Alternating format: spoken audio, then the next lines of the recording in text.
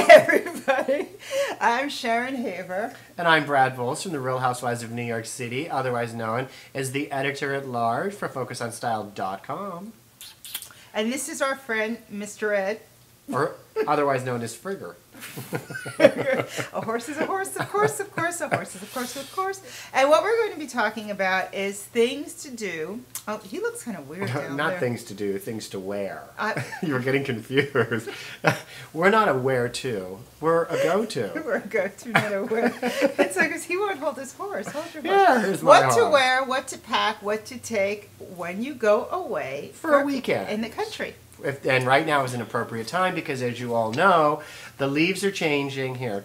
The leaves are changing, and this is a beautiful time of the year. Let Ed sit with us. And one of the biggest questions that people have is how to pack for the weekend and still look stylish, even if you're at a bed and breakfast or a country inn. I certainly know when I go away for the weekend, I hope it's a romantic one, and I want to look my best. But you live in the country, so that means every weekend should be a romantic It is one. romantic. And one of the biggest mistakes that I found, the number one thing that happens in the fall, and people make the huge mistake, is they think that the summer's over, that the rays are not strong enough, and they forget to pack sunglasses. Which we don't have any here. I mean, what's wrong with my desk? Sunglasses are, it's straight through the year, guys. Sunglasses are all year round. Excuse me. There aren't. This is the first time Where that are there you? aren't. Sharon's like offset. Hi. Sharon, what Anyway, who cleans they sunglasses up? are important all year round sunglasses. First thing you pack is a pair of sunglasses. Make sure that you pack them. I recommend if you're a guy, which I love the look, I love the cardigan sweaters. Usually it's a 5-button cardigan sweater, looks great. A button-down shirt underneath that. A nice pair of cargo trousers is great if you want to have the big pockets on the side, if you're traipsing about town or going antiquing. Comfortable shoes or comfortable boots are very But important. now if you're going antiquing. You don't want to look too rich That's because you got to bargain. That's what I was going to say. You're going to go bargaining. I mean, you're not if you're going to like some, zhuzhed up, antique emporium. But if you're going, to like a, You're going to Brimfield. If you're going to do the 5 miles of antiques in Brimfield, or Massachusetts. any of those dirty, dusty old antique shops where, the price is never the price it's marked. I don't think you should actually be looking. I actually take off all my jewelry. I take off my watch. I take off my rings. I leave Do you take the Birkin in the trunk.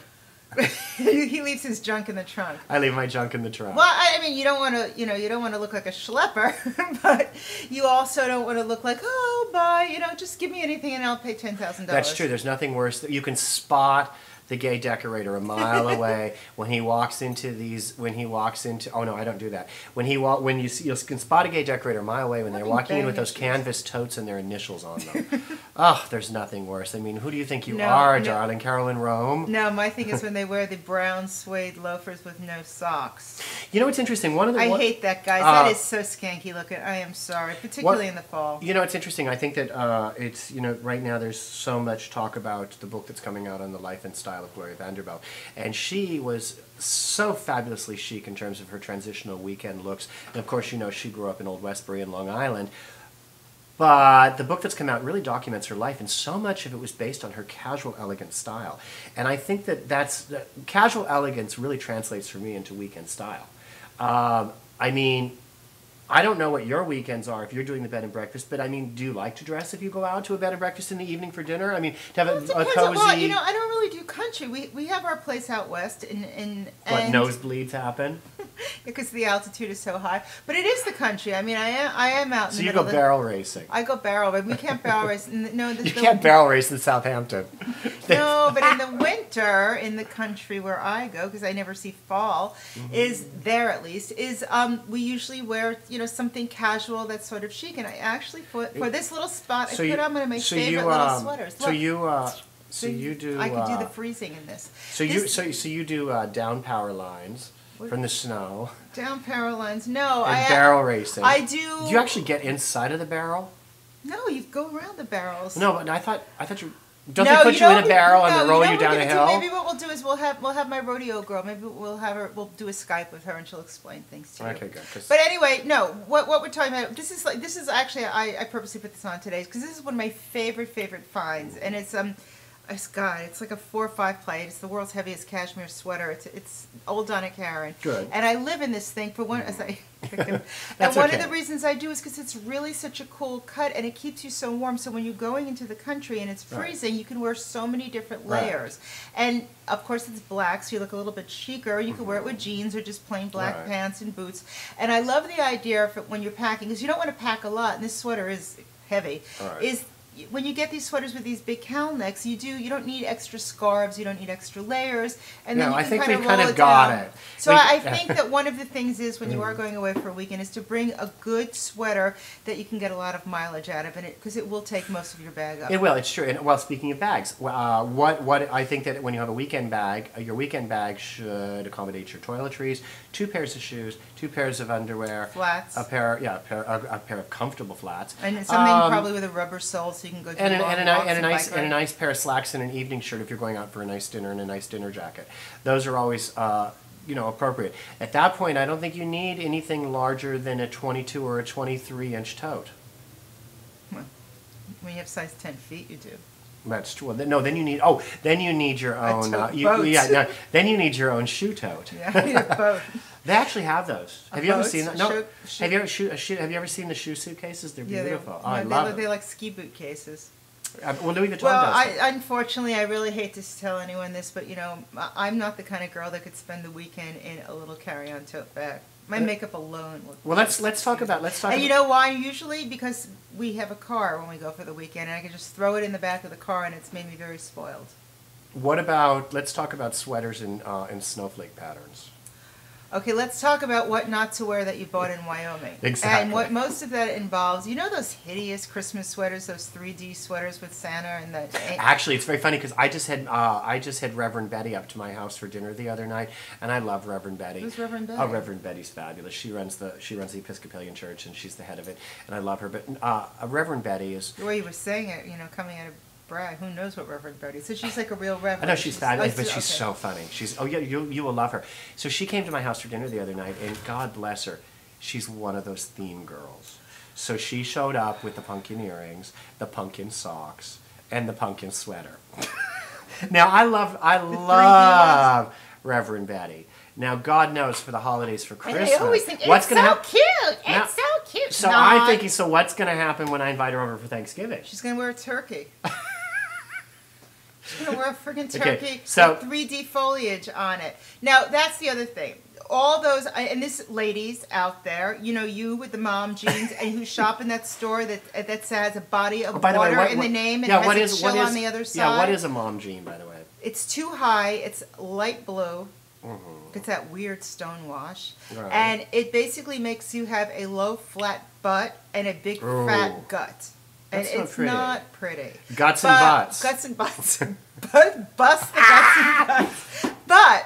But on the gut, on those themed sweaters, because it sounds like such a trivial thing and people make fun of it for holidays, but they have a lot of that stuff going on. And there are those good girls who wear the snowflake kind of sweaters, and they look so sweet. Most of us don't.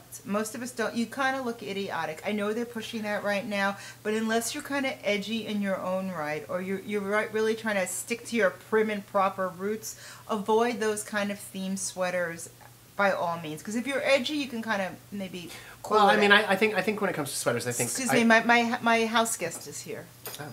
My baby. Do you see him? No, he barely blends in. I know he's gonna to make out with the poodle time. Okay. Anyway, I tend to be on the same page with Sharon when it comes to sweaters and dressing for a warm look that's also fashionable. Don't work the themes. Don't work them. Doesn't work. I can't, and the broomstick skirt that goes with it. I can't believe they still make those things, and I can't. You know what we should do for Halloween if I still have it? Well, you're already so culturally challenged between the Christmas tree and. You've never seen our Christmas tree. I have my moose menorah when I go out. That's what I'm saying. Yes, between the moose menorah and the Christmas tree. I mean, it's all very confusing over here. Well, I have my very modernist Kareem, Rashad menorah when we're in New York. I actually have a Salvador Dali menorah. That should be cool. And when we're in Wyoming, I have a moose menorah. And when we're in New York, we'll take photos here. We have a huge Christmas tree, and we collect glass non-religious ornaments. And it's So really it's a non-denominational tree. Yeah, But aren't you supposed to have? So why don't you have a Hanukkah bush? I have a moose menorah.